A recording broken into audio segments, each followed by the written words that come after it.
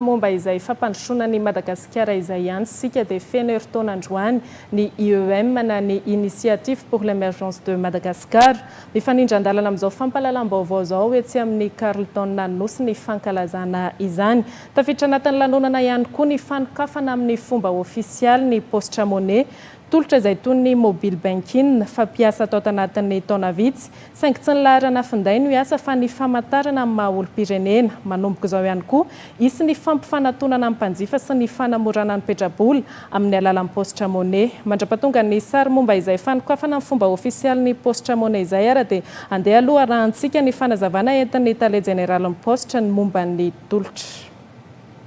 Misy ny Paositra afaka miara-dalana, afaka manampy, afaka miakompagner ny mpandrara malagasy na vahiny ny Paositra Malagasy amin'izay asa rehetra izay ilaina zareo, na eo amin'ny resaka fitaterana colis io na resaka fandraharahana araboly io.